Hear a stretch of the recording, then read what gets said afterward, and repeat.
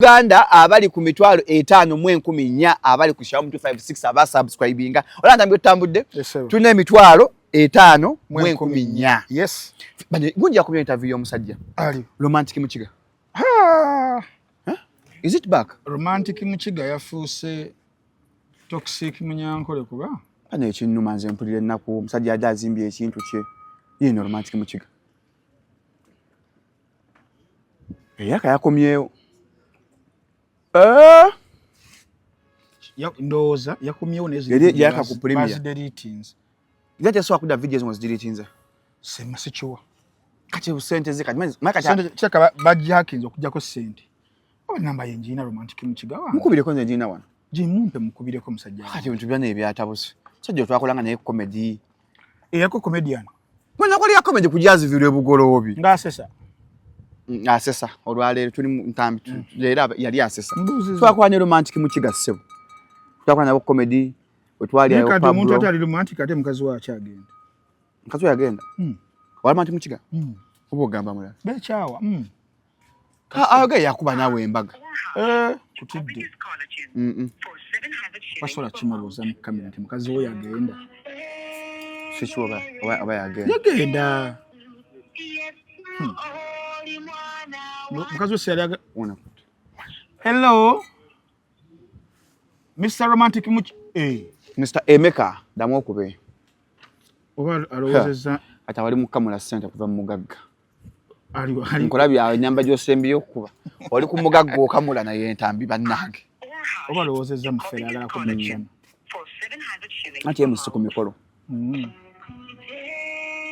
abanyankole baga oluyimbo aba western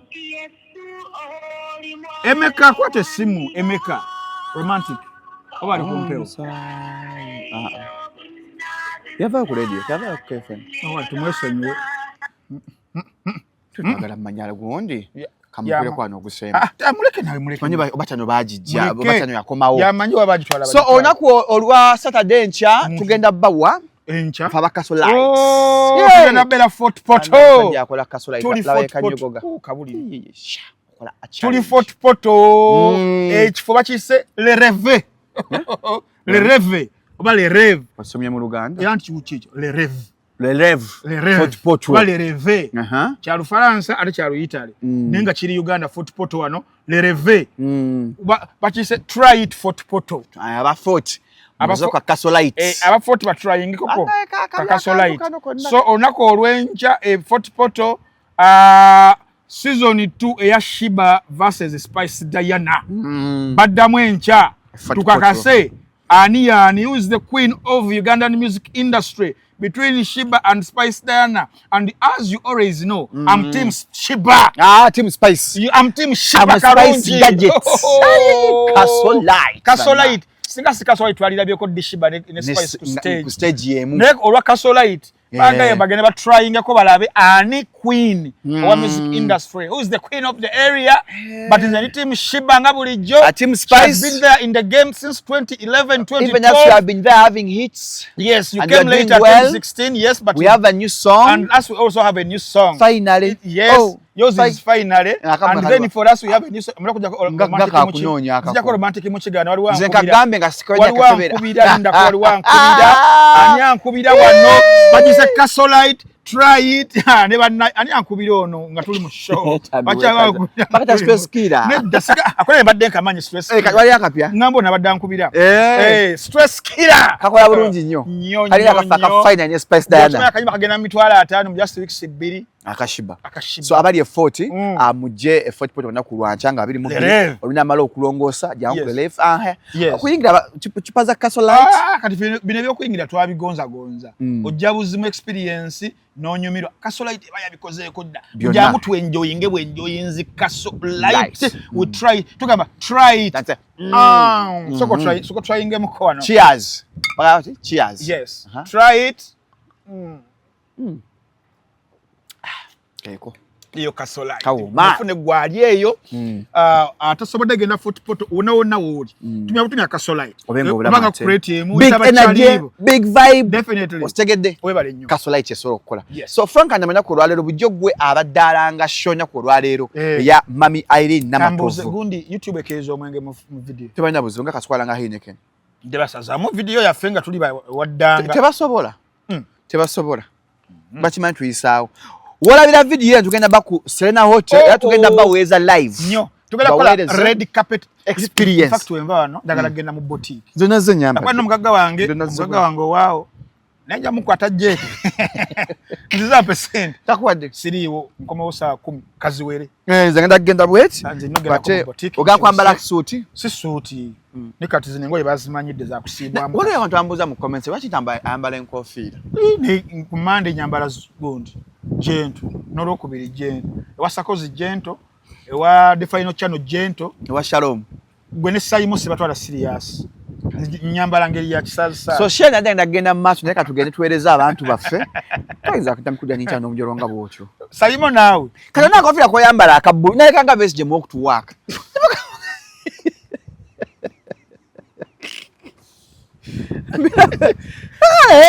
muganda nga kakofira kaya ambala kachi akakabulwako manyi ba fashionista balimba wali uje nagenda okugula nanimba laga ojja kunyuma yakola bubi ne mugamba sijja kunyuma nangamba ojja kunyuma butwali nanguzo obo bonna nyukira gule ngofira nyinyi semu bubi ne mansa akakofira kabutu kaleke akakamu akakamba obanga batamivu bawaddanga balujuju musemfana nasajja abasome nnyo nteri asoma ambala topi je bali tolaba rutugundi oli musajja yafara Odinga Raila Odinga akali kana babbi bettaka kana besempira kayamba twagende we nali ndi Kenya walambula amalalo ge sagalambula gaje twagenda driver yalina gundi eyo jake omanyi kati zino za amresi bazita za Ruto za Ruto naza kubyemu chanyumira pajja kati yange ya Ruto kandi tutabyambala nnyo ne guna yajambadde Nsereko Muhammad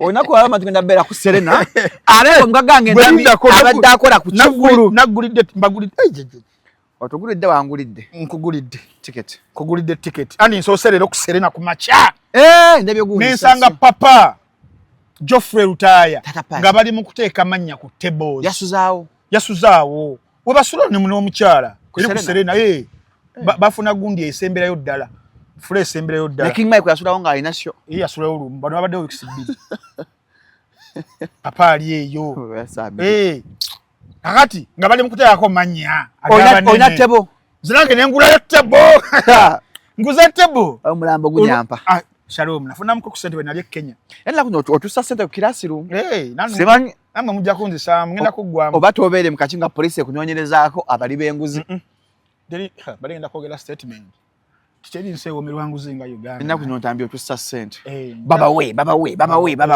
kale after part otwala kusipima seronji ejo fujita ejo nagulide musajja wange shisha nanywako emimiro ebiri nkoye ngenzi ngada ine ebizibu yabbe n'eddagala lyange emotoka yabaaki musajja alaba sho shagiraba tubireke kanade nakavaawo nga nvuddewo bwe ani abeerawo atuuka kunade mpadde location Allah akbar ngaba neze nabadde paka saa 7 ogwekiro gundi years atwali natusa makanya katinja kumalayo marine kati seba kanya episode 2 as a market ja kutoka ku marine so tugudde ticket za Mami Irene strong woman yes enemu mitwaro 15 VIP show ya lero ya VIP experience yes ojimpadde eyemu otwaleyo nendale yokubiri bawadde kapo nze gwa manyi bonozibwa ozimpadde byaddalo gazinjako mu kamera soko tulabe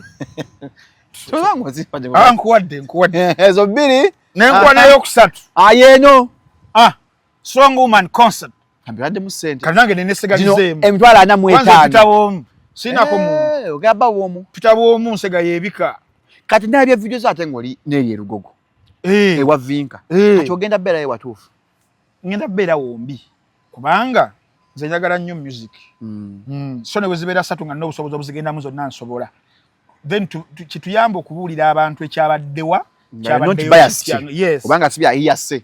Ale kyata kina mu mbeera ngo ino obusobozi okugenda mu shows ezebbiri. Ngafa abanyumirwa omupiira.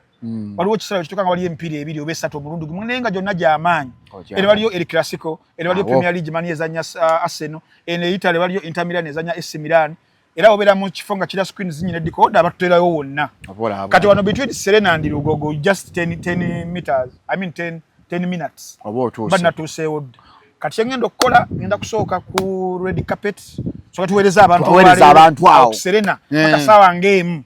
Obaye mu kitundu 2. Ngende eri mbeyo kunya ate nkomewe eno ku Serena. Kwa kigena Irina amazina bagenda okugira nyawo nga kikutawo aina abagagga bali nyeno ku Serena baje bali ku Serena already money singeri tyo busimanyi bani abagambo mutu sasa abasinga bali yawo nakati yo bwana esanyu lyanji nyonga wala basanyu yonna ensi yonna nsanyufu onaku olwaleero Premier League belanga nawo nywamu sibagamba Premier League yakomyewo onaku olwaleero Arsenal ne Coventry be bagulawo Premier League naye ngoze post nembagamba ku Facebook yange Facebook ekyaliyo tadeyo post nembagamba Man U egenda kuwangula Premier League season eno ne Champions League nembanga post ejijeyo mu ntamid era huyo onywa wadde onywa kasola itukuva ku match. How can you say something like that? Man is going to win Premier League.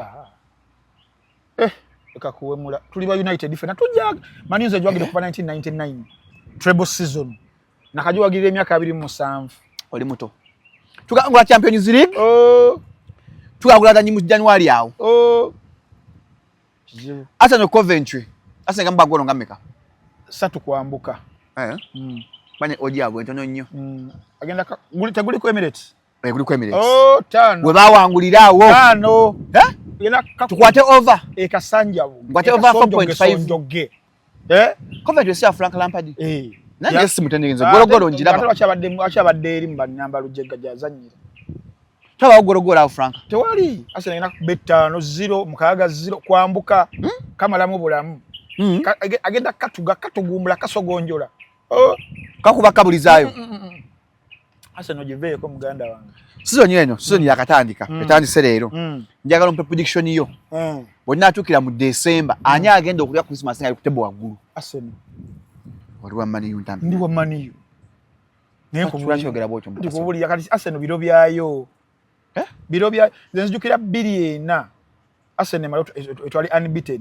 Jose Mourinho ave mu FC Porto aje mu Chelsea Chelsea etwali 2-5 edemu 2-6 awo naona nga biro bya Jose Mourinho ebisizo neza kati fagi nakomawo natwala 2-7 paka 2-8 paka 2-8 paka 2 natwala ebikopo ebyo bisatu ebidiringana awo kati sawa zo ndaba nga biro bya Arsenal because Mourinho is the special one yali amuta special one kati ndobudde bwa Ateta tumita the chosen one kati sawa zo biro bya Ateta oba twagala abatendisi bona bali mu top team zetano bona abasinga bapya Maresca ku Man City wamulaba wano kali kamusi okitegeera Rodri avuddewo Silva bagenze bakuddamu kupanga team obupya Irayola eno ku Liverpool naye Salah mugenzeeko talina squad depth okitegeera ajja kujja naye abeerebereka otomusubira kubeera nga ayinza okusumbuwa ennyo Arsenal yagenda mutwalako ekikopo saidi ya Xabi Alonso yayinza okubeera contend ennyo olw'ensonga azanya omupiira gumu ewiiki alenga timu ya amaanyi tiyagenda mu n'abazanyi balina oyayinza okugira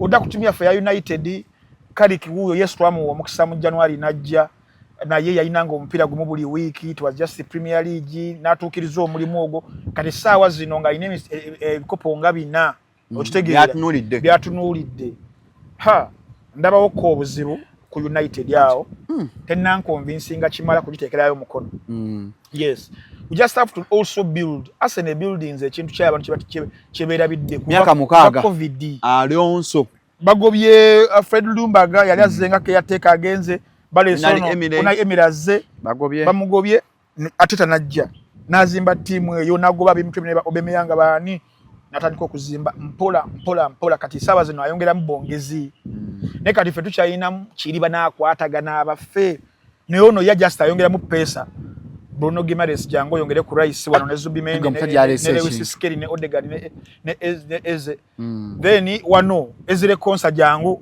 wekate ku basaliba ba Gabriel Magalhaes ba Hinkapia ba Simanyi Mosquera abatimba au yagatta mu bugasi pesa kati oyo ngate defending champion bano mpira kubanga abadde akuba ne ku minister yagukubye okumwogoloza akyalina upper hand though mu mpira anything can happen.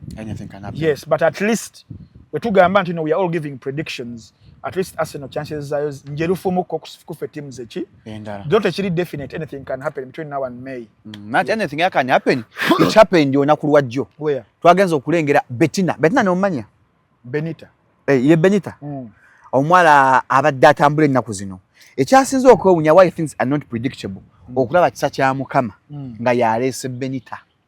Yamukimye ku airport. Tugamba Frank. Abaana asobola okulemesa omu abaana ba struggle. Abaana bulijjo ebintu mbirabula binga manyi byakusaba. Abaana basuula kariya. Abaana ba struggle. Kariya kati Uganda wane sawa zo tugenda ku music abayimbi abayimiridde tebawera batano. Mu Uganda. Wovudde kuba abedda abamala music. Naye bano abadde active in the last 8 to 10 years. Careers zaabwe abasinga abaana abazikuba beba struggle. People power gamanyi g'abantu. Gazikiza ga ignitinga. Gakuwamu ne gakwambusa gakusimbye. Oberanga you've propelled yourself. You have good music. You have good messaging. Ne bakuswitchinga be paba King Saha. Okuba Lugogo, n'okuba Kololo, n'okuba Nambole, n'okuba ababaana. Eyo switch bagirina. Haji kazibwe kapo. Baji munyigira ku mutirako. Baji kunyigirako bulungi. Oberanga oyina ebyetaagisa ngenda kuwa example. Osobola okubeeranga weebasi.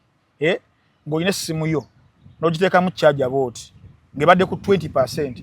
N'ozuukuka nga charger namu, essimu namu, n'ozuukuka ng'eri ku 4%. Ogenda okukebera wali nga tebanyiza eki? Nga tebanyiza eki? Switch. Tebanyiza switch.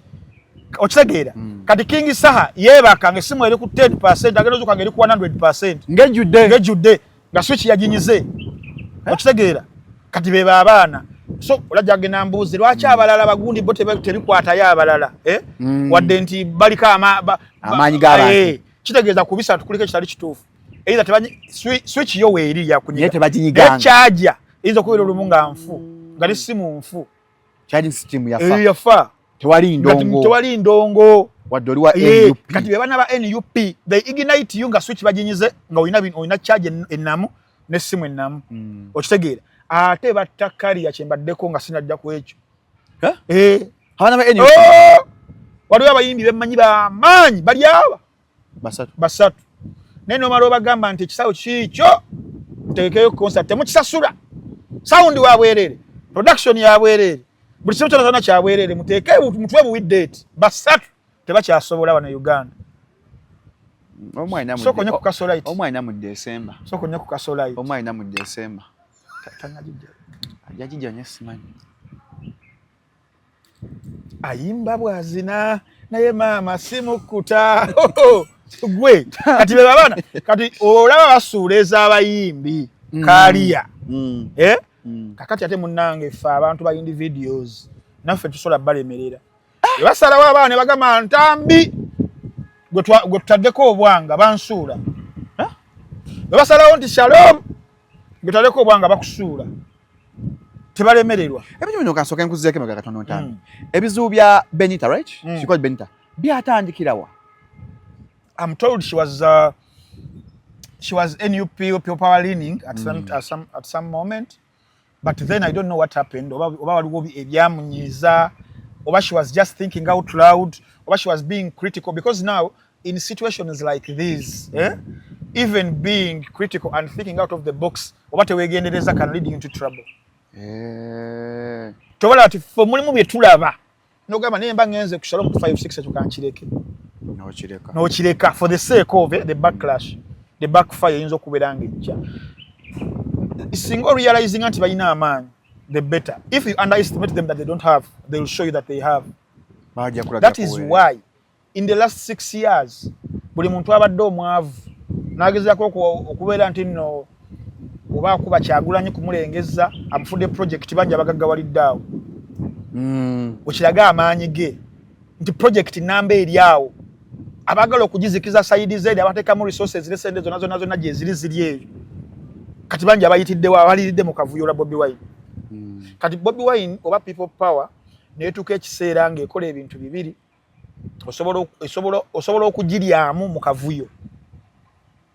okitegeera mukeyo seno lwa etya otunulira Benita nze mbadde sijja kulimba sibira nnyo ku TikTok nga yimbira nnyo ku X ne ku mikutu emirala laawo naye nagezeza ku nnyo kwagala okukebera omwana ono nga ndaba yes following akola ki ana 1.2 million followers yes wamaanyi ng'agirina but whatever happened yayita backlash ate ku side endala biyinza okubeera nga it is a double edged sword ku side y'omuwala asobola okuyitamu bw'ati atasobola okukkirira ennyo kitegeeza alina okuzannya bulungi. She has to be calculative. She has to be very, very, very calculative. Atya waliwo kye batusomesako kye bali bayita serendipitous career translation. Ani? Bakiyita serendipitous from serenity. Career translation kyekitya. Okudismissing omuntu ku mulimu. Ogobya omuntu ku mulimu nga tokigenderedde oba ng'okigenderedde nine kimupushinga into greater opportunities. Nafunamu ate nnyo. Tono omwana bamugobesa oba bafuna engeri emugoba kuki ku mulimu. Ne kati olabe essaawa zino kyayingiddemu naye nga sinaba kugendamu biri biyinza okuvaamu katuse ku kyayingiddemu before scrutinizing it nti ofunye attention y'Abannayuganda bonna n'abadde batakumanyi buli omu yeebuuza Benita yani bakumanya they pay attention to you muwala kyono aleetera force namba okumuteekako amaanyi weegatta okumugobesa ku mulimu so you get the attention of the normal person you get the attention from the state itself you get the attention from abayinza okwagala okuba nga bakola ki bakuyamba however nsuubira wakati awo because byajja ku speed ya amaanyi waliwo ebyazanyibwa obubi ku side yani ya Benita oba kitegeera waliwo ebyazanyibwa obubi entalo zino ezimeruseewo because of her ezizura Benita mumugira Nameere Nameere azza okuyamba naye mu kwagala okuyamba mumukubyemu ebituli mukumukubamu ebituli nze I'm very critical but sikumukubamu bituli as such and sagala bantu bakitwisting okitegeera but inze ku side yange ndi waddembe mukubamu ebituli oba okitegeera because sina kye mwagalako naye ono abadde alina support gyamwagalako nti avuddeyo agenda mu supportinga avuddeyo nti nno nkusuubiza miliyoni ameka Honorable Nameere abadde okuyamba Benita kimukolera yes nti Nameere avuddeyo mu situation omwana gyalimu ebadde created avuddeyo agambye mpanisa omukono omwana oyo tulina omuwa support bweti alina eddembe ly'okwogera temulina mukubawe muti era nze ngenda muwa 38 million Ugandan shillings which is equivalent to $10,000 akyogedde now you have to be oba kino nkiyite ntya omanyi twetaagisaamuko logic we simanyi mu Luganda I can explain it yes. When you use logic yes I can't explain it in Luganda definitely tolina okukozesa logic ku bwongo okugattagatta ekibalo kikwateyo waba yogedde awo omanya she has come because alabye nga this is a political kind of game gyasobola okuzannya obulungi gweobeera nga gwe Benita okirealizinga notegeera ye intention ye eri intention ya Nameere teyali yakuyamba Benita primarily intention ye yali yakuzannya politics mu kaseera ako ku mwana oyo yes mchala mutima mulungi no anti ngamba primary kye kisooka nti you see an opportunity nti yino yes so okuyamba Benita kyanyiza banga kyali secondary but primarily ye yalabawo omukisa ogw'okuwanika omukono nti omwana waffe wuno atuwagira bali mumukola bubi tulina okumuyamba apizinge mukama we nti omwana ono alina amaaso agalaba oba okitegeera kati ye Nameere yagulabanga mukisa oba okitegeera so primarily byali bya bufuzi for Nameere then okuyamba kyakubiri kati gwe bayamba olina okuba nga olina obwongo obwefumintiriza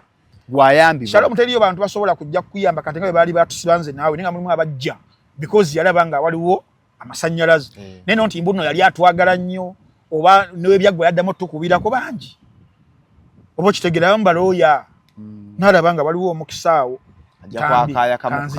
kanzije nkuwolereza naye nga wano wamukubiranga amasimu nga nagwe katakola ki naye kati ffe tetwaki nze saakifaako kuba nali njagala vva muki saligambya nanoonyezaako masannyalaze addeyo no soko omanye nti ono lawyer mulimu gwe guno musango guli mu public interest guli mu kulagibwa buli wamu kamuleka afunemu nange nfunemu kati Benita mukazi wattu ekyo kibatakola kibatabala ndi namereka tumuleke afuna amasanyalaze g'ebyobufuzi gayagala ku mukono guno ogwadde ogw'amaanyi then ogwakkona berenga atusika kakati ne batandika okumugeya ekikazi ekyo kyagala amasanyalaze n'ebyegundi ate nebyanikibwa kati we byanikibwa kisiga ekifaananyi kibi nnyo gweri gwagenda okuyambibwa eri abalala bali kuyambi bagamba Kaweesi bwati bwali kikosa Benita kiba kikukosa kakati awo wakati awo ne kizuukula ate olutalo olw'amaanyi oluleta generations omukyala ku Vibe Live kati generations naye ate obuzibu obuliwo era nabadde ndi ku mukutu ogumu ne ngamba abantu ffenna bakola ku mitimbagano bannamumwa sina bannamumwa ffekka but anyone nga you a personality ateeka content ku mutimbagano ogwekika kyonna abantu kimanye bumanya tibana abantu abatugoberera abatuwa views abatuwa likes abatuwa comments ennungi Shalom Juntambi Junamere generations ju Kasuku ju abantu abo tebali permanent bakyuka we batokusinzira ku dynamics at play tosobola bafunza bwoti nditse cult ngojeko situations entone z'abantu abamu nga mwami Bobby Wine abo bashiba balina bashiba holics both they will follow blindly bebajo kugamba nti ono tasobya you understand but if abatana kubanga tutuka mu positions zezo ntulina ba cults tulina okumanya nti internet ene ebeera ekyuka bweti netambula ne busula leero Shalom nga gwali waggulu ne bukera ku machanga tekazanyo kakyuse okibadde ku generations nenaku ng'olumu ebbiri awo yakolera live zaawo abadde waggulu abantu bagamba generations is blocking galina accounts ezenja uchaka nayo ku blocking omusera bya zisoge yamabuvumi nembivaako akwatanya ki alende gaba blocking generation your fish ekyo si ekikulu jakeberedda jakeberedda yeah account I think that is the one so olutalo generations alujjamu kati yarujjamu atya kyenkubulira nti ye engeri gyalunnyonnyola generations naye yajja kugamba minister you have to kutuukiriza biwa pledginga if you don't do so bagenda kutwogerera okitegeera minister yina reservations ze olwa information ebeere mu feeding wa buli kaseera okitegeera kuba naye alina team eyinza okubalamu omuzanyo ne gamba naye minister sokulindemu katono kwatiriramu katono waliwo kyetuzudde kati wakati awo mu kukwatiriramu ne wakati no pressure eva wa generations nti sente zeweyamazi weeyo babako bebeweereza ebiri private nga bwe tuyinza ofuna obutakkanya nze Shalom ndi mukwano gwo ne tufuna obutakkanya naye nga tuyiri ku point yemu naye nga tugamba buli omu alina idea yanjawulo okitegeera kakati ate wakati awo Shalom nze nenvaayo nenkubasitinga naye nga tubadde tulina emboozi yaffe eri private ku muntu twagala ffenna tukkiriza yeetaaga okuyamba naye means ziyinza okwagala okukyuka kati kiba kiraga ekifaananyi kibi nnyo ntambi obubaka bwange naawe Shalom nga twagala kuyamba nga twagala kuyamba tutekewo omuntu kyawo yeetaaga ennyo obuyambi Abbe Sempiira Abbe ow'ebyokya nengamba naye Shalom nedda Abbe ono tuyinza n'omugeezaamu oba okumuvumira okitegeera kakati omu ku ffe emboozi bw'agijjayo n'agiwa Abbe okitegeera omuntu oyo abeera mukyamu abatakiipinze codes ziri ez'omukwano oba okitegeera and then ekirala ekyahappeninga because side zizombi nyagala mbeere nga ntunulayo kubanga zirwana ngeri yanjawulo kuba ne generations kyafiiringa nti wakati wano nga tulemereddwa tulemaganyi ate wasindika bulogawo anvume ng'ani agamba just generation wasindika bulogawo Calvin Kayanja ajja anvume Kayanja si yanvuma gwa nvuma ategera anvumye ebitundu by'ekyama n'emboozi ne bye twali tukola ebyemabega byonna waabyogera kitegeeza gwakoze eki gwabimugambye so namere ye tactically tayogera abula alina sekamwa Calvin Kayanja yesekamwa kakati ne generations akipiikinga ategera amaanyi nga balira ku sekamwa ngenda ku luzingo atumye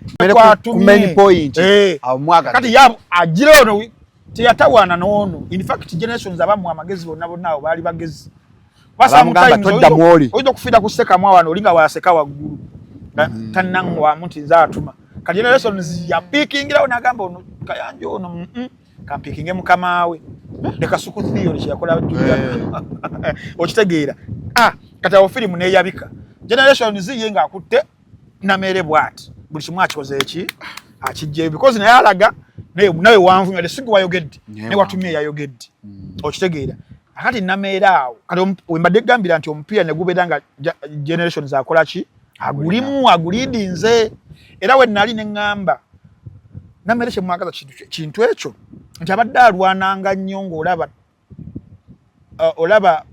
formation gyalwanise buli kaseera tekyuka nti ali predictable naye njagala akyuseemu ku nzannya akube ku kibaasi atekeyo ekibaasi ng'alumisa omulumbi mu Drogba Lampard dde emabega Mikel Obi dde emabega Mike Essien dde emabega bigate ku Makerere Kavayo beera wano ne John Terry Peter Cheke eno Ferreira nashireko ebaasi ogiwulire ku Barcelona kati nameere kiyakoze nakuba ekibaasi nasigazaayo omuntu omwe eno Drogba Kayanja ye teyayogedde neyeekunirizaawo oba kategedde kakati eno Barcelona ng'erumba generations za lumba lunaku lumu naku bbiri naku ssatu tiimu tenywa biganye bero nayogera byonna n'atuuka n'abimalayo Barcelona yatuuka ekiseera n'esamba Inter Milan mu 2-10 abajjukira semi-final ya Champions League eyo Inter Milan emale egende ku finals age Bayern Munich egikube 2-0 Diego Milito ng'ateebye twali tuli Masaka eyo Coca-Cola awo Barcelona yalumba Inter Milan naye nga teyitikamu abasajja gali yawo ga Cambiaso gali yawo ga Walter Samuel gali yawo ga Zanetti gali yawo tegayitikamu ga Materazzi kati ne generations nalumba kati we byawedde eyo gwe nagambe ekyo namukubye simu namugamba namera azannya omupiira omulungi kibasi toyogera sirika abantu batuke bagambe nayo ono ayomba yekka kubanga ali namera tusana ne Drogba namujja ku kisaawe soko je Drogba vaako ku defending lead yaffe era Kayanja na stopping ala chalumbani generations ngalumba nengo mpya tegunywa okitegeera kati ekyazzeekaawo generations nakola video unaku olwajjo gye nalabye ngamba oli namukubira simu namugamba atidde alabye eki oyagambidde nti eno ye video esembayo nkimanyi oyinza okwagala okunnumba nga ndi ku ground onsindikire bakifesi bankube naye woona okikolera ekyo okikola ngenda kwa pruting ennyumba yo yonna abaana papito aniye nakutwaliremu aja pruting yo nabatwaliremu atanani singa ogezako kunkola ekintu ku ground kakati awo kitegeeza olumbi ontanywa otandise omuteebereza n'omusuubiriza byayinza okukukola kubanga teri muntu muzibu mu nsi muno kubeera nga Shalom olina gw'okuba tayogera ogamba oba mbalira kaki kumanya omuntu nga taddemu otyamu oba abala kaki kubanga ng'omumanyi naye mulwanyi namige nti wabeera asirise ate yakubyeko event nakuba ekintu awo sooka nnyo ku Kasolite twongere sente yonna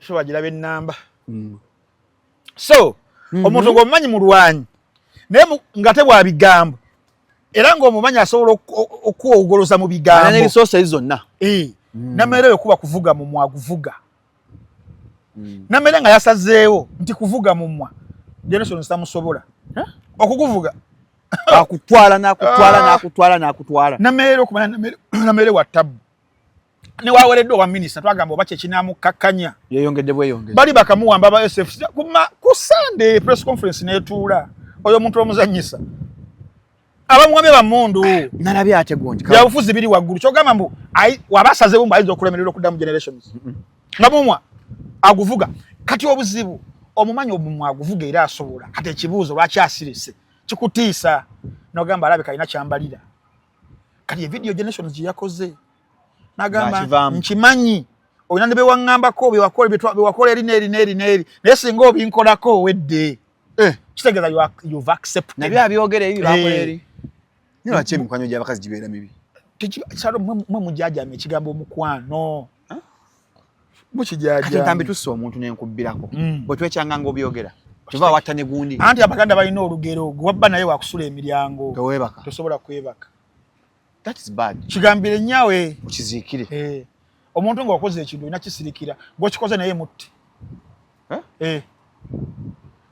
bagita Machiavelli theory bwe tutta omuntu wano nawe olina okutta oba olina okunzita okuba safe aga Katonda Machiavelli yakikola mu byobufuzi the prince bwe yawamba bonna yapapajinga ebito n'ajjako bali bayinza omuwamba enkeera okategedde otherwise osirikira ddala etunga bikambo kakati awo firimu entuufu yiino naawo kanji kunyumize Benita Mussolini Kanyabo babikankwasa ennaku Kanyabo Benita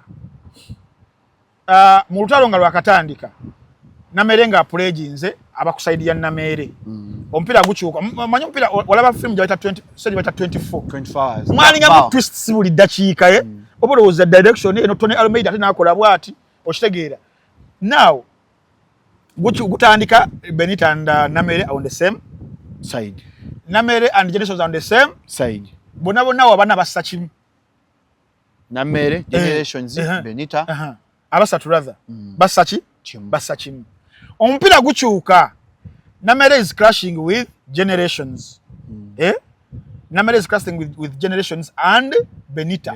It is 2 versus 1 okitegeera Benita pledges nagamba no president wange kati mugagga wange boss wange bamubuuza ku live what is the guy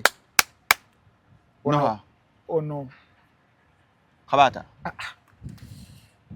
Timo baisa Timo yabuuza Namere osobola okunya naye kachanya abakategese sisobola mbaliddemu Benita mbaliddemu mukama wange ki mukama we kati yani nkubuulirawo ebibadde sikatombuuza kati tuddeyo erinnyala ndikunyumizenga firimu kale soko onywemu aliko tabusa agadde sente ngogenda kutussa omwenge banna Kasolite try it babuuza Benita Mussolini kunako olwokusatu jukira ali waggulu Generations alidinze yakulembedde Namere akyali eno naye ayiiya bamubuuza can you have a team moment with the honorable minister if it ever happens? No, I cannot because jabandiddemu mukama wange Generations olukwe ye president wange Namere atwalize muli okategedde namugamba mbu atwalize muli now olunaku Benita ne Generations bali team yemu Generations I'm promising ebirungi neggulu ensi neggulu mukukomawo Uganda yesterday guess what happened now this is the plot twist era Benita alina okubanga yegendereza buli move jakole saawa zino bulimba ali mu buzibu omukanga kantambyo fatu analyzing and we are being critical tali safe Benita abo bona basatu Namere Generations Benita sibayinako buzibu bonna and I will analyze as is without attacking them. Have I attacked anyone? I'm just analyzing now. Benita ali buzibu Benita obuzibu bwali musibulaba buzibu ki bwali osembye olaba munsi obuzibu ojukira obuzibu bwetwaliko wano 29 Buganda Riot obo buleke butono Benita kyali mu kinene ali gas Kasolite ali mu Iran atya mburuza atya Benita ejja mu kukomawo ani yamunonye nabye RDC kisa kya mukama amunona namunona ebyayogeddwa kisa kya mukama mukutula ku live ye nga Benita amaze omusekiwalinga bwati ayogera ebigambo bino mwe mwenna abadde bavuma Namere mulinga kino mugende mu kirye kino kike nakuba Generations ngane gwalese okategedde jukira amagezi gaze kisa kya mukama alayiwa Namere kyokka ate yakimye Benita ate mu kumukima akuba omugagga wa Benita Generations ngate Benita yagamba tasobola genda ba Namere abaliddemu Namere Generations olukwe kisa kya mukama ayogera n'agamba omwana ngenda mutwale wa Namere ngenda mutwale wa president ngenda mugulire emmotoka kitegeeza bakutemye ekaani generations asigadde mu bbanga jjukira generations ye yakuwagaawaga okuba minister teke ne sente ozizzeeyo okategedde kati olengera ennwana ya Namere empya Namere yalina wini kati olengera ennwana ya Namere empya nti eri tactical nnyo olukodyo wa Johan Cruyff lwatondekeranga Ajax ne Barcelona era nakubidde oli muganda Namere wano azannya ekintu kakati basose namusalako amasanyalaze ani generations ono Benito amusalako amasanyalaze ga generations kwa yali yamubambatira bwati nga gwakozesa okubisaani Namere kati omwana atuse ku ground bikyuka ku ground bakusuubiza so tugenda kukolera A B C D E F G H Y J K L M N O ne P ne Q kati luddawa babikusuubiza simanyi saawa zino wakola ki waali naye Namere ku bimuvumiddwa byonna nga omwana ono yekazaala bulwa nga naye abadde participant nga naye avumyeko ng'ali ku ground wano Namere nga yetwogera kisa kya mukama gwa statement season nti mulina mutwale wa president bagenda kumuwa omulimu okitegeera bagenda muwa emmotoka bagenda muwa biki olowooza ku Namere ne kisa kya mukama niyo abeegassi si balina amaanyi ago genda wa president okupulejinga kakati ekibuuzo ekyebuuzibwa the biggest question kyoba olina okwebuuza gwe Benita twebuuzamu akagamba isn't this too good to be true? Something's too good kubanga president ye kyakola do you know how many people abasuubiziddwa ebintu including kalino ffe tuli bajjo including abalwana eruweeru tebafunanga abaana b'abalwanyi biki walabe article mu Daily Monitor ya family emu okategedde kakati mu byobufuzi president Museveni engeri gyabizannya namuvuka yaddamu president wa Museveni gyazannya ebyobufuzi akuba kali ka chilling pill eyo bamuwe gundi ndagidde gundi lelelele mwana mukolere ekyo kati ng'obeera katebe kati kankubuuze ng'otandika okubanja bakujja ku mulimu ogubadde gufuna miliyoni emeka omwana abadde afuna miliyoni 3 buli mwezi wano mu ggwanga erya Uganda bantu bameka abakola emirimu gya gavumenti abasukka miliyoni 3 kamanyagala okubuuza sokoddemu ekyo batono tewali batono nnyo bamubuuzizza era gundi abadde ekisa kya mukama mugezi kyamubuuzizza yogera mu kamera obadde ofuna sente emeka miliyoni 3 bantu bameka Uganda wano niwe banga siwa gavumenti n'ebitongole ebirala ne babeera bakola mu bank abafuna miliyoni 3 okwamuka banga akoze mu bank okumala emyaka 10 percentage okusinziira ku Uganda National Bureau of Statistics abantu abafuna miliyoni 1 n'okwambuka waggulu mu ggwanga erya Uganda tewera wadde 10%. Bali mitwalo 3 3 5 8 9 5 kati jako ebyetaagisa byonna okategedde so I'm just trying to analyze for you people that omwana ono alina okubeera nga yeegendereza nnyo nti ddala ebyamusuubiziddwa binaatuukirira era bameka abasuubiziddwa nga bakyali ku mitto bukubeera ku mutto ogenda kuba okola ki in the meantime bantu bameka because kati oyo omwana bamwagalako ki sayidi ya gavumenti ebe mwagalako ki era kiki abayinza okukola abagenda kukola bwa blogging kawunyagala okubuuza katono tombuuza soko nya ku Kasolite wadde batwongere ssente honest shona ewagiddwa Kasolite ndowooza ekana kanyumiro njagala bakalaba Kasolite bategeere kyayita influencership so badde katono nnyo ogenda kumbuuza naye mbadde katono mbuzabuzizza wadde okyo kitugamba wano abafuna miliyoni 3 mbadde agenda kugamba mulimu ki agenda kukola bwa blog agenda kukola bwa ekinene nnyo agenda kukola ki yasoma ki yasoma simanya nti jongo kimbu tabadde barista barista abate yasoma wabusomerawa babisoma uwa I don't know but I think babisoma babi training ne babiyiga nenze ngamba omulimu guno gw'osoma gulike empapula gulike empapula ogosigwa empapula kale chogamba mu state house ogenda agenda kola barista agenda bukolera president Museveni kisoboka waliyo redda abali abasomye ebintu nga babikoguka aba president akokunya so awo wafu kitegeeza kyabalina okukola is using her numbers on X and also TikTok to do emirimu ja blogging including okubakubira Bobi Wine whichever assignment bana mu obwala disi gomanya abantu kakati President Museveni kyatasobola kukola mu byonna era nga naye because President Museveni mwagale oba mugaane but as a political player is brilliant mugezi mbyobufuzi tasobola kujja muntu avudde eri n'amusomoosa n'amuyisaayisawo n'amuyisa kuba bonna abaana ababadde bakuba emmundu kuva mu kalulu konna nga te gwe bamukuletedde mbw ate defector bano bonna bakayanja ababaddeawo babaho ba junior baani bono bamuwe ekintu ekisuka ku 3 million nali nkebera emisaala gy'aba presidential advisors nkuwe lisiti olabe sente ze bafuna salary milioni nga 10 oleka ekikyamu ntono zeyongerayo ntono sente ntono kati ono bagenda muwaaki ekigenda okusuka 3 million per month bagamukwera edduuka oba Coffee Academy kyonna kyebanamukolera era kisa kya mukama bagenda laba interview eno siri mu kuwakanya nti bigenda kukola ki mukolebwa bisobola okumukolebwa however alina okubanga yeebasaako eriiso limu bw'ati ng'enkaza lujja kuba akazanyo kali mu kubanga kakyuka buli ssaawa kisa kya mukama bazannya ebyobufuzi bannameere biri ebisembayo kati omwana ono obeera nga obadde aganaga booti bakuteeka wali awo bakukuba zino empi zino oweziti ziri ddabo oweziti n'owumba pa n'obeera awo kati nkubuuze kati awobuuza lwaki yakomyewo did she have to come back because she allegedly said that she was dismissed yekagoba sosogoba and bagobanga okumala Uganda and when she was dismissed she was desperate to say ensonga ezingobezza kisinde kyattracting attention ya state so kiba kibalo kibi ku ye webibeera nga bigenda tuukirira tekiba kibalo kibi ababaze bulungi nze skepticism yange yonna weeri binaatuukirira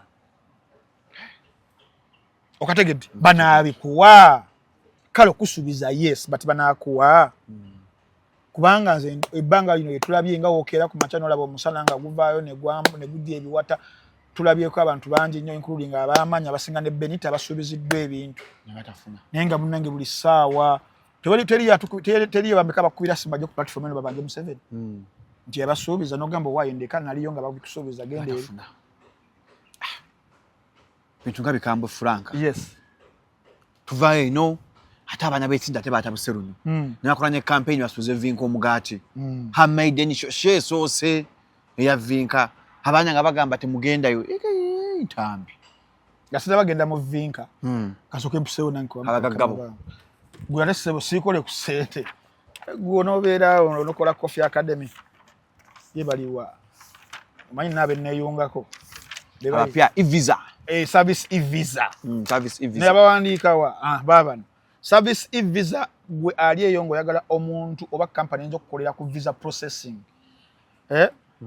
millions 2.2 zokka bajja okusaba they will provide for you professional visa processing, embassy appointment booking and invitation letters, document checks and guidance, travel consultancy support, and also appealing. Na yera bakumi bakuyamba okubira nga bako appealingira siri ku million 2 n'ekitundu okukiriyalingira all your paper work okugenda mu nsi nga America, Australia, USA, Canada, New Zealand, Ireland n'ensi eziri mu Schengen. Bakubire ku number 0746 62 50 53 na 0774 60 99 44. Service e-visa basanga ku Ebenezer Mall o ku Ntebe Road nga bakava ezana ku round about chap awo tubatandise okubanga tutalika banafe aba A&S bo bakyaliyo side zaawo Kyanja Komamboga Road nga bagamba ku ayagala okubanga owujjala mu lunaku olwaleero Premier League atandika mulabire ku A&S era ojja kubeera olabirawo empiira egy'enjawulo ngena ate onywa kacaayi eno olya ku luwombo neka swimming pool organic olw'enkoko olw'ekyennyanja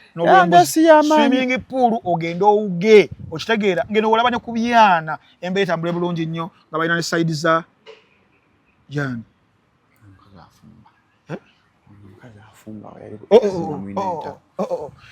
service A&S ayagala okuwuga ayagala gym ayagala massage ayagala sauna n'omupiira oguzanyirawo ku artificial turf abayise aba A&S Beaver Organic yakyaliyo and also products ku Mukasa Road ajjanjabisa butonde ku ndwadde zonna eziyinza okulumbagana ez'enjawulo. Genda yo mwana muto muntu mukuru nsonga za mu kisenge ojja kubeera ojjanjabwa Dr. Richard Senjobe awo Emengo Beaver Organic yeddagala lyokkalyoka eyinza okuba nga likolako wabula ng'ate lya butonde. Job Giant bo bagamba gwalina emirimu bamu company zirina emirimu ninga bunoonya abakozi abali qualified abali verified obulungi nnyo mu ggwanga erya Uganda ne mu East Africa kuba ku namba 0749050000 oba ogende ku website www.jobgiant.net bajja kubeera bakolenze. Kasirye Breeders yangambye ku Mande tugendeyo.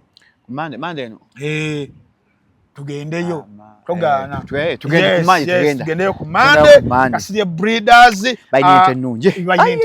Esivamu amata. Ate amatanga mangi. Gosobola okunywa liters ngano olunaku. Bamanyi nnyo. Nonywe kinana. Ate nga zigenda kuwa amata okumala akaseera akawanvu ennyo kati gwali eyo ng'olina sente. Ziteeka wano mu kulunda ne Bakasirye Breeders. Enamba 0756863938. Abasembayo. Muno watch. Kati oli mukola Marine. Ku muno watch. Kati muno watch. Bali mwebale cup grade. Yes. Kati kyanyigambu next. Yenyi ngayo playing in 50 seconds. Gwali eyo nga muno watch. Webale nnyo. Gwali eyo nga film wadoza bila ku Smart TV. Genda funa remote yo. Genda mu Google Play Store oteekemu oniyandi kuki. Oteekemu Google Play Store. Teka muno watch. Muno watch. Apo jja kujja bagambe do you want to install or you want to uninstall or update. Gamba update. Update nge bulungi nnyo. Odemo oteekemu email address yo login zone password ogenda kulaba experience empya. Home page wetutuukira filimu gye wasembye okulaba ebeeraawo. Kali mwakoza ka Netflix. Webale nnyo. Wenkomye wentandikira mwebale. Updates za filimu Bwana Faizo mwebale. TV shows boze mwita series. Mwebale. Nga tukateeka waawo. Ogenda mu ba VJs. VJ Junior. Osobola okulaba action movies zokka. Twasengesa zokka. Comedy yekka. Science fiction yekka. Drama yekka. Love stories zokka. Mu VJ Junior, VJ Emmy, VJ ISP, kati ndi ku VJ Moxie, VJ Sam, VJ Moxie, bonna atenge kyenjawulo tusikadde ku mitwalo 3 twabadde invasion empya ku mitwalo 3 egya Uganda n'ekina Uganda kitandise okuba nga kitaba butabinga maaso lero kina category genda mu Uganda ojja kusanga mu ebina Uganda era abazanyi bamwe bemugoberera ennyo byemwagala ennyo ate nga ne originals zigenda kubeera nga zijja ku muno watch ezimu ku zo zijja written by yours truly Frank Ntambi Wayne Balkeza. Yes. Yakavinka. Yeah. Abantu bamutabukidde. Vinka byebe. Aliwa? Vinka wanga aliwa. Ojje ebintu byange. Ndi wano. Tuzayo aliwa? Tuzayo Vinka nani? Yeka ya bulayo. Tugende. Kale, tunsike Vinka. Yes. Kasolaiti wanga kyo mujjawo. Nkuongere? Nyaye mwe bagamba you have to drink responsibly. Nyayo kamu. Kasolaiti bala muyagamba saa 9. Shagana gira saa 10. Namba twanywedde odda akantu. Kale twakola interview namba Kasukula Frank Ntambi avudde ku mwenge. Banangane balaba. Frank Ntambi yawumula omwenge. Nganguvako gwanzitirani. Nagumulamu era ekibumba kasama ku generating. Gali vanso batugenda mu maaso. Sinabujja kujja ku bintu biwoma. Nabadde Kenya yode ngamba by the way embuzi yange nagijiddeko Kenya y'omwenge. Embuzi y'omwenge. Mbadde n'embuzi yange ya myezi 6. Ewe nagende Kenya. Nenda bana okunywa wine, okunywa simanye bikimbanga mukazi. Bujja kulanga weefera nga onywa wine mu girasi. Ngana yankola bulala. Kati nakomyeko the original. Casolite. Ate wano Casolite gwenywa. Yeka. Kiri Casolite. Casolite yawo. Olinga muzeyi magala. Bamuli ku nsonga nkulu musiriso yakalabati. Ananga nyame ewonga. Tikira mugambe di. Atumugambye. Kituufu. Ajja kufa. Sakalo siriwa. Ne mugantambi. Kyetagisa ekintu ekyo. Now, yesterday I made my video. I made my video. Yakubyo bulungi. Yes, nakati ekyatambula.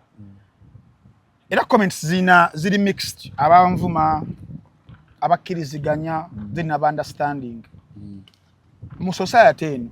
Matuli. Wotunalowooza nti tugenda kulowooleza ku same SCM. Length y'okulowooza y'emu twerimba. Abantu balowooza ate ba understanding ebintu very differently. Vinka. Baby. Nga we nagambye abantu olunaku olwajjo nti kyetuliko ekyo because nze ndi wa opposition ndi wa NUP. Ekyo teri agenda kukinzijjako dembe lyange nkyewulira teri alina exclusive rights ku kibiina nti no gwe atoli waffe gwe beereeyo ffe tuli no. And I'm not shy to say it because that's what I believe in politically. Now the challenge we are going to create mwe bannankyukakyuka tugenda kutuuka ekiseera nga naffe ffennyini ekyo ekyambi kigenda tukozesebwako. Ali kiseera ekitala tujja kufa kitala bali musa kitala. And also waliwo kituyita okushiftinga goal posts. Okitegeera wetugamba nti nno ddala Vinka aboolebwa eshooyi ng'ensonga gye tuwa baawe wa NRM yalabwako naye n'olw'ensonga eyo oyo akolagana n'aba NRM temugendayo nga ye argument gye turaising nga ye excuse gye tuwa wotukuba akatambi emabega katono. Omanye bannayuganda we are very forgetful. Twerabira mangu. Yes. Mukwano gwaffe ennyo gwe twagala eyakamala okukola kololwa mu 5 King Sir nga tokirowoozeza na nnyo ffe ya King Sir abani abagibadde emabega. King Kalisa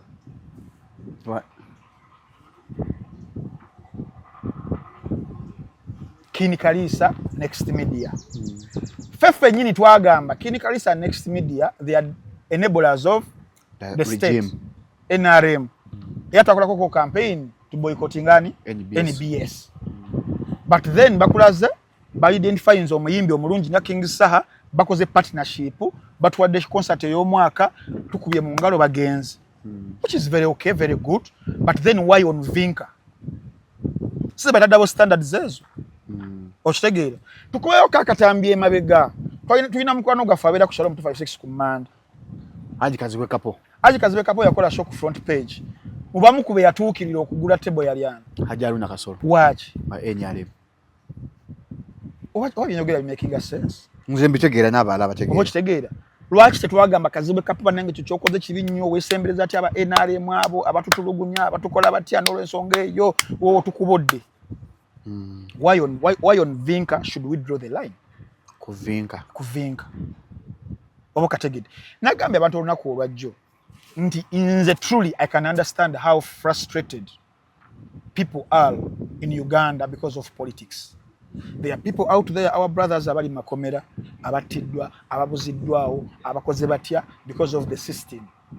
Obochitegera. So it is understandable that someone out there can be really desperate. Government and economy. Vehicle. Yes, we really understand. We can also feel the same. But then we have to be logical. We have to be very logical in some of these issues. Ngenda ku example. Yana gambia abantu olunaku olwajjo. NRM as a party. Waliwo abantu abagigendamu olw'ensonga ez'enjawulo. Waliwo abantu abagigendamu engeri gye bazannyamu nga yanjawulo. There are people out there mu NRM abali very civil. Abali very civil, tebalina buzibu na muntu yenna, teboogera bimansantungo oba bisimatuka. They are just there. And we all give them respect. Njagala ndagayo video y'omuntu omu yali avunye second. Former Vice President tewali. Njagala mpeyo video y'omuntu yali avunye Tayebu. Tewali. N'abalala ba America kyambadde bangi abali ejo. Who are very distinguished people. Abalungi ennyo. Bosobola okusanga nawe no bending about. There are people mu NRM ababi. Okategete. Abatuvuma, abatusiba, abatukuba emiggo, abakola batya there ababi. Buli kintu kibeeramu abalungi n'abaki. Side opposition eno tulinamu abalungi tulinamu n'ababi. Tuvola bantu mu NUP kyatuka ekisane wabalawo okulwana abamu ne bafuluma abamu ne okitegeera. Mu opposition ebibiina byonna n'omukago musanvu ebiri yolaba okweyuzayuza okola ki okuliyo. So we have to understand that mu formation of organization agenda kubaya abalungi n'abaki n'ababi. After understanding that tuddeyo ku mwami wa Vinka. We yali mu campaign ye. Musajja watu okuyita mtu yayitamu. Zidagala oli andageka video wekati. Agambe naye ntambi kyoyogerako kimanyi. Omusajja ono we yali katuuti bwati yayogera nakinagukira bannayuganda. Yayogera bwati n'ayisaamu ekibiina kyaffe amaaso. Yayogera bwati n'avuma mwami Kyagulanyi. Saakalabako. Oba kitegedde. Kakati why would you then mukyala we okumuteekako ki? Okumuteekako kino. Ekibuuzo kinabuuzizza ekyokusatu. Njagala nje tubeere logical. Tubijjemu empalana tubijemu feelings emotions just to was out of the box njogera nawe gwali mukunda oli omu woli awo wobera ngo oli mukyala ogudde mukwano n'omwami wo mukwano oguli real omwami akusupportinga akwagala muzadde n'omwana batu waliwo njogera egamba nti every successful man there is strong woman and a character behind kitegeeza support women support us mu ngeri ezenjawulo as we support them mu ngeri ezenki ezenjawulo bisere yawe bibera emotional those soft touch gundi ezo that kind of support eyo era ngo mwetaaga bambi okitegeera yinza okutabera monitoring ngaffe okitegeera but that support abachala bagituwa woberanga goli mukyala ali eyo oli mukwano n'omwami wo because omwami bali befuna dda omwami political aspirations azifunye just last year nagamba kanesimbewo zijidde wano okitegeera omwami campaign etuuse we all know the dynamics of politics ebiseera ebisinga nti ebimu kubigitamininga bwe buvunaanyizibwa tiragenda kuwa kalulungu oli muvubuka bootu olina okubeera n'omuntu wo wano balaga ndi musajja agumidde wa family ayagala mukyala we era bonna bannabyabufuzi abasinga batambula ne bakyala baabwe okulaga ekifaananyi ekyo niwabeerange baka mu kisenge beekuba eŋŋoomi nga bayawula n'ebisenge kakati gwali eyampuliriza what would have been your option tewali supportize ebbaawo ngaki simu support because oli muyimbi banakulaba naye bajja kukuboola n'olwensonga eyo mwami genda oba oyitamu batoyitamu tunalabira eyo what would have been done tunakyali baffe bazadde baba NRM abanyonyezaako kubulu webali what would have been done ekyo nababuuza kyokka Vinka yandikoze eki nawe gwali eyo walikoze eki nga gwe Vinka you would have also rendered your support towards her then bagamba antambi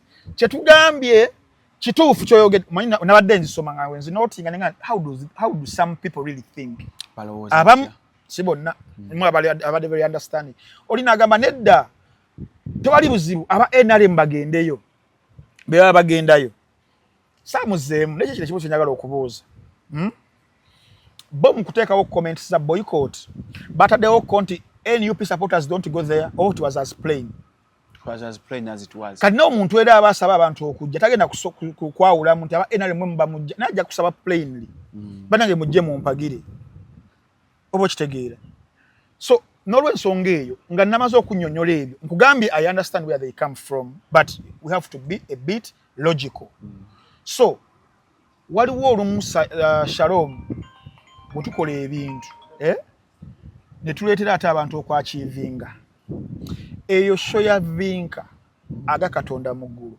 ebadde ebulamu kino nalowoozezza ne ŋŋamba kabeera nga kyaze ne Benoni batuzannya akantu kano lwaki boycott yatandikirawo nga bakawanika posta lwaki boycott ejja mu last week waki ebuuzizzaako gwe wa Galubindi oba oteako nteeke don't want to think yes kubanga wetwali mu FDC kikino ekyaliwo nga twakava mu kalulu ka 2016 Salamu Sumba awanika wali ne Ssemujju n'awanika n'abalala tuboole abayimbi abadde tubonga naawe from the what from the word go from the start ready and wizo papa mukono wali mtoto tekuli baka milioni ba Juliana bani ne batandika okuretractinga ne betonda from the word what go for Vinka nga ya kamukyaza ne ku podcast bakugiteekayo mu comment section mwani baddemu oyo temugenda mu show mu boycotting lwaki kijja mu week esembayo it's a question obo kitegeera so whether bano bo bakikoze we batyo ba creating the Vinka what we call an adversity driven opportunity of her lifetime kigamukolera kyamukoledde dda lwaki